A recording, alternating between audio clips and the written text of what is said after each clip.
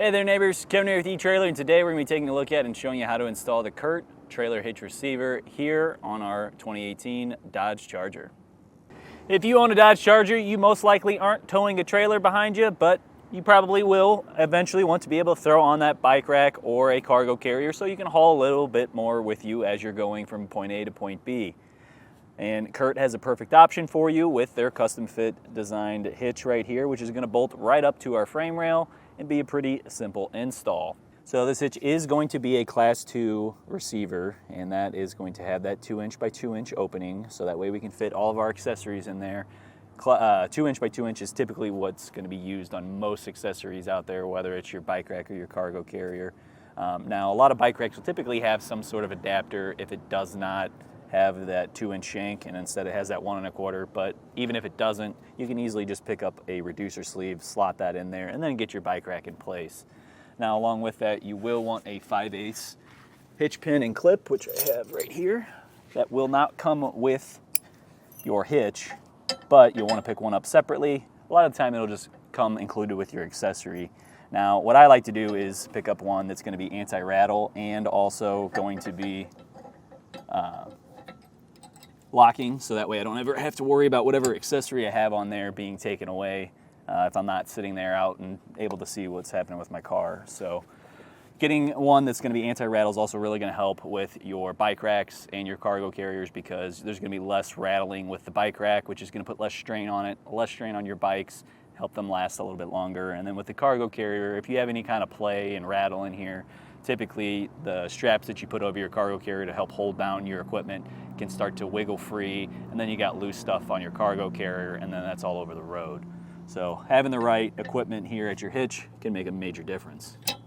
Now there's going to be a couple measurements with our trailer hitch that are going to be pretty important with our accessories. So first one's going to be for our ground height. We want to make sure that we have enough clearance that anytime we go up a steep incline or down a decline, that we're not going to bottom out and accidentally hit the bottom of our carrier or our bike rack and scrape that against the ground. So what we're looking for here is the measurement from the ground all the way up to the top of the inside edge of our receiver tube. And on our hitch today, that's going to give us right at 10 7/8. But 10 7/8, not really a great ground clearance. We really like to see about 12 inches. So in this case, I would probably add on some kind of adapter to rise this up a little bit. Now when you do that, you do have to keep in mind that a lot of adapters are going to reduce the hitch's capacity by 50%, because now we're leveraging that weight further out. So you'll want to keep in mind anything you're loading onto that bike rack or cargo carrier, you now have a reduced capacity with if you are using an adapter. The other thing with this is going to be if our cargo carrier or our bike rack can fold up. We want to make sure that when we fold it up, it's not accidentally going to hit our fascia. So for that measurement, we're going to go to the center of our hitch pin hole, and then we'll measure out to the furthest point, which is right here at the back of our fascia, and that's sitting at right around 5.5 inches. So what we'll want to do is we'll go to the shank on our accessory, and we'll measure from the hitch pin hole on that to the closest part when that is folded up, and then that's going to give us that measurement that we'll need to know. So we're looking for at least 5.5, maybe 6 inches, so that way you know for sure that you can fold that back up. The only other thing that I've run into a few times is just the clearance through the back, but this one, the tube is open at the back and we don't have anything that's in the way. The exhausts are on the side, so we don't have to worry about that. So if your shank is excessively long, you're not going to have a problem where this bottoms out and then you can't get the hitch pin.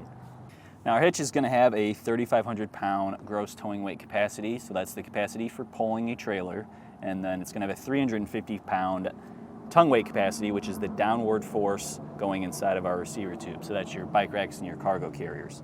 Now, just because the hitch can do that does not mean your vehicle can. So you will want to make sure that you double check your owner's manual and figure out what the safe capacity is for your vehicle, so that way you don't accidentally overload it and damage any other components. Now, if you are going to be also towing a trailer, there's going to be other components that you'll need, which the first one's going to be your wiring. So you'll want to have either a 4-pole or 7-pole wiring harness installed as well. With how exposed the tube is down here, I would definitely just get like a no drill long bracket, so that way we can have that kind of come out a little bit closer, so that way it's easier to plug into, whether that's your 4-way or your 7-way bracket.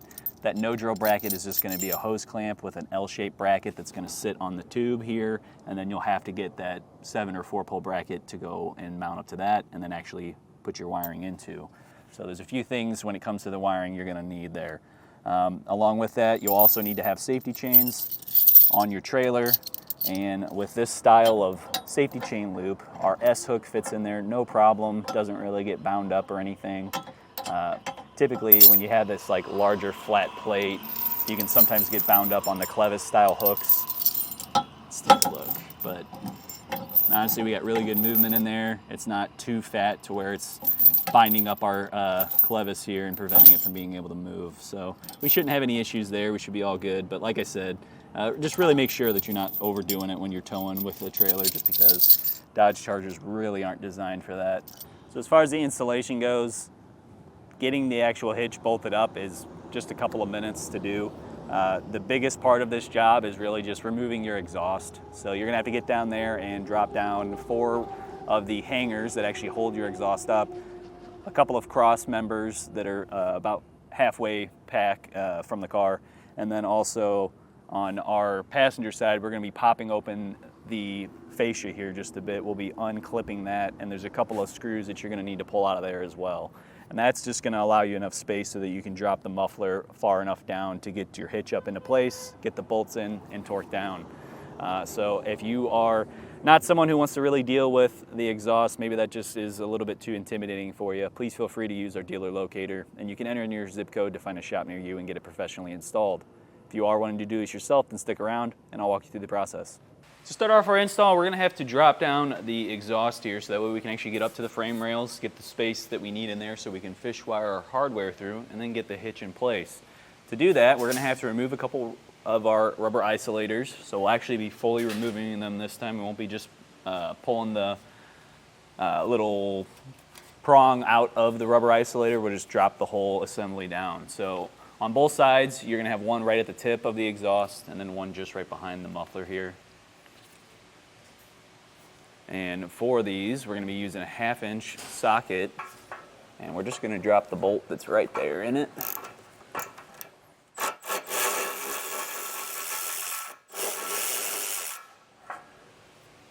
Now, I should have said before this, I also put a strap up, so if you look just further back, right at the coil springs, I hooked on to that with my cam strap on both sides, and then that's going to help support our exhaust. So once we drop these down, we have something that's still going to help hold it up. We don't want to end up damaging our exhaust.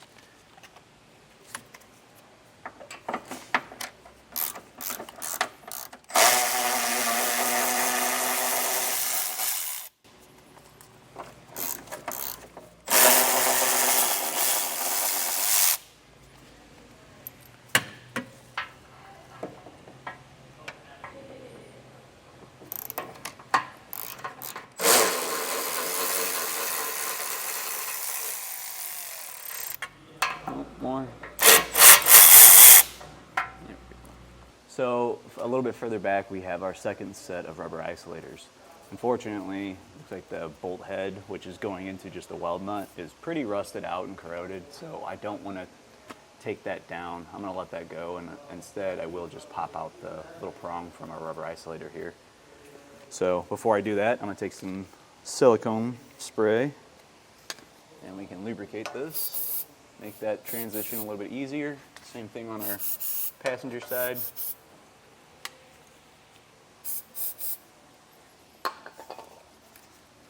And then I have a tool here that's going to help press that out. Now you could still just use a pry bar and get this off as well.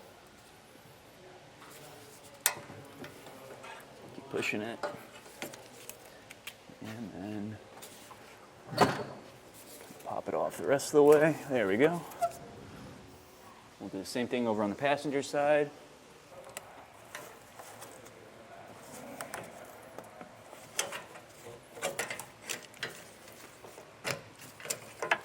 There we go. Now back on the driver's side, we do have a coupler right here with just 2 bolts. We're going to be using a 13mm socket to take off these nuts here, and then that's going to allow us to fully pull out our exhaust on the driver's side, give us a little bit more working room, and then we can wiggle out the passenger side because this is solid. This one is not going to have that coupler.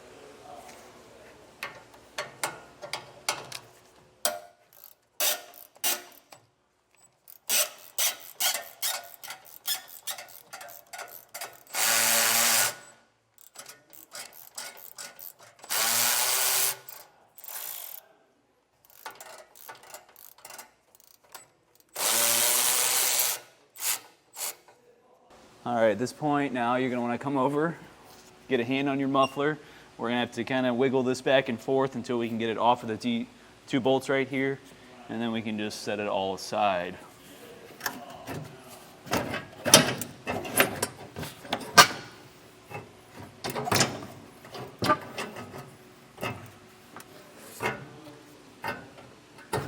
There we go.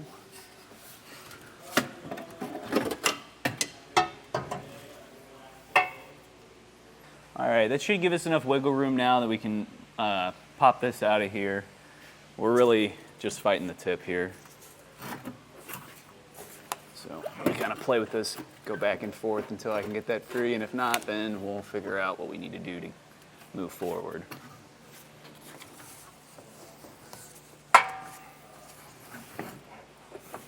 All right, so I know a lot of other people will typically just kind of pry on the bumper to get it out. I don't really want to sit here and rub metal on metal here with our muffler and then the little tip here. So what we're going to end up doing, I'm going to drop this first cross brace up front here, and then that should hopefully give us a little bit more wiggle room so I can get this out a little bit easier without it fighting me. So same thing back here. This is going to be 4 nuts, and this is going to be your 1/2-inch socket or 13 millimeter.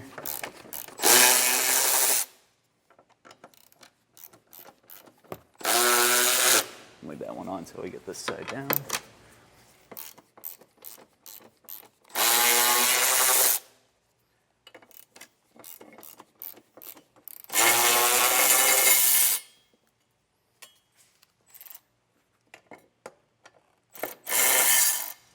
And we'll set that aside. All right, further back there's a second cross brace. I'm gonna drop that one too, just see if that gives me enough room to wiggle it free. Before I did that, I also ran another strap. I got it over both exhaust lines and then also over our drive shaft to help hold it up and support it.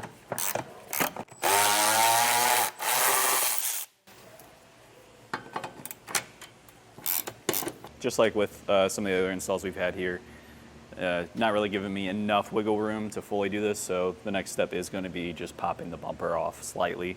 So we'll start by popping out the 3 push pins right here, and I've got my little trim panel tool to do so.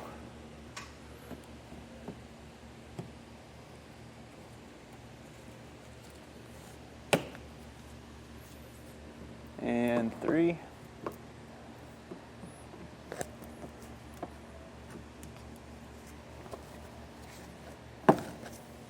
Go. Once we have that out, we can kind of peel back our liner.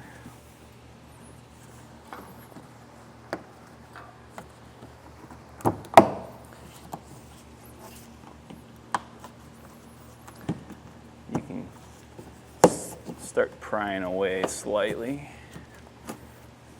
All right, right at the top here, going straight up, there's going to be a bolt that's going to require a 10 millimeter socket.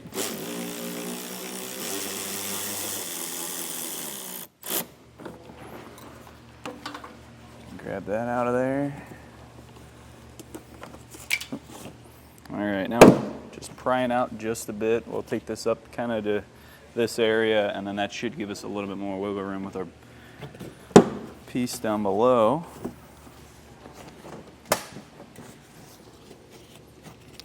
And you know what? I am going to also,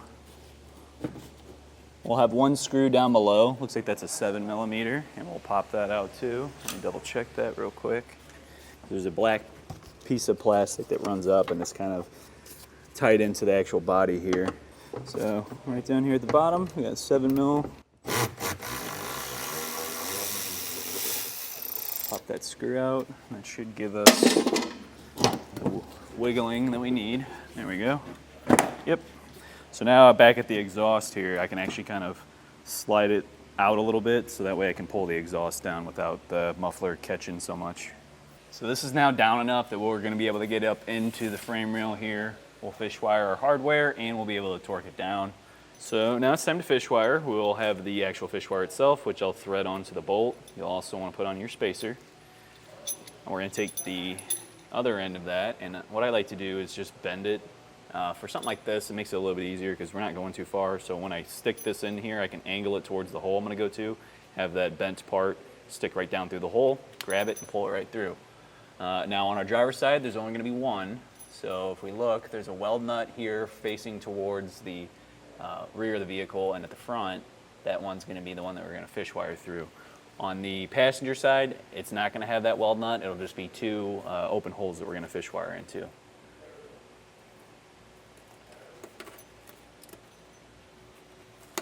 So just like that. Once you get your fish wire through there, take your spacer block, push that through first. You can send your bolt through. Looks like we'll probably have to put the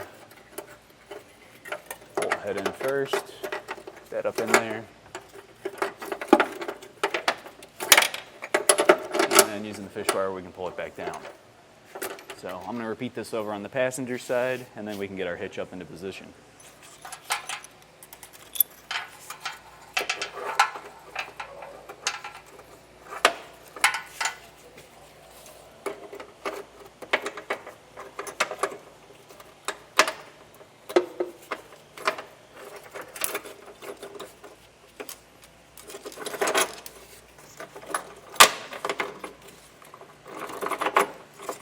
All right, now we've got our best friend, Matt G, over here as our second set of hands, and we are going to lift our hitch into position. We're going to take those fish wires and put them through the two slots that are in our hitch flange here, and then on his side, he's only got the one because we're going to have that one that goes through the weld nut. So now's the time where you also want to grab your flange nuts.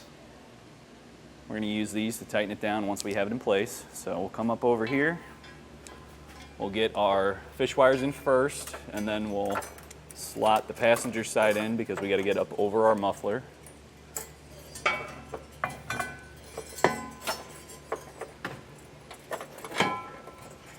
Once we get it up into position, we can then pull off one of our fish wires.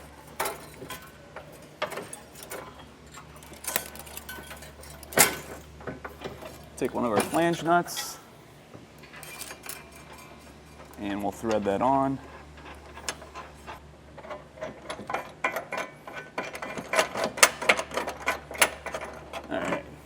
Once you have a nut on each side, the hitch can support itself, and then now we can take our time getting the rest of our hardware in place. All right, so for our weld nut, it's pretty dirty. It's a lot of corrosion built up inside of our threads, so I just hand did the bolt just to see how it was going to go, and of course it only went just a few threads. So we have a poor man's tap here. This is just another bolt we had laying around that's the same thickness and thread size, and what we did was just hit it with the angle grinder a couple times at a slight angle so it takes out a few of the threads, but that's enough to where you can run it in and out.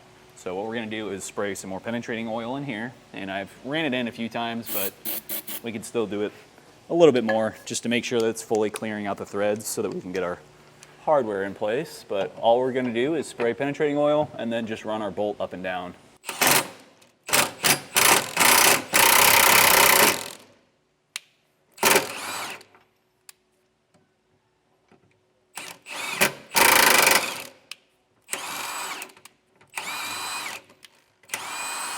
So you can see how clean that came out and was running up and down at that point. So that's what we're looking for. We can take this out and get our hardware in place now.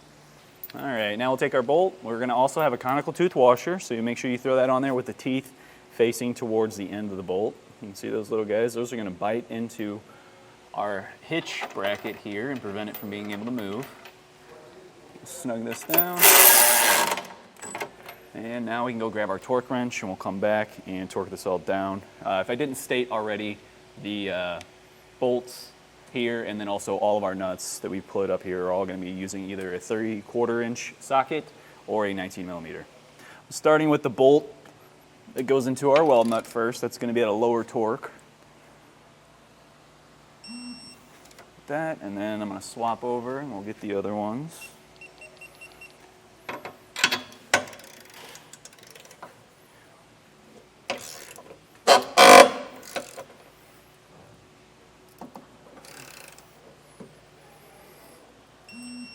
So on the passenger side, we are going to be using a swivel fitting. So I've got an extension running up, my swivel fitting, and then our socket.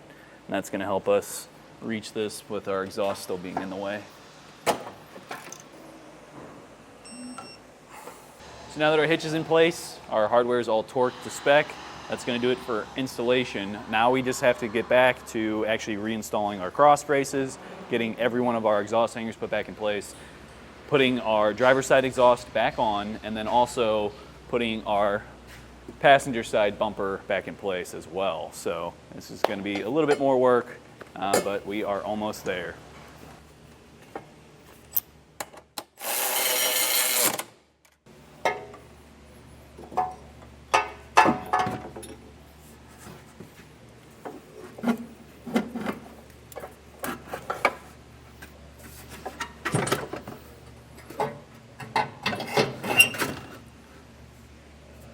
That's going to do it for our look at and installation of the CURT Trailer Hitch receiver here on our 2018 Dodge Charger. My name's Kevin. If you still have some questions about what's going to be the right trailer hitch receiver for your Dodge Charger, please feel free to reach out to us via our Ask the Experts link, a comment on this video, or a phone call to our customer service department, and we'd be happy to help you out on your journey.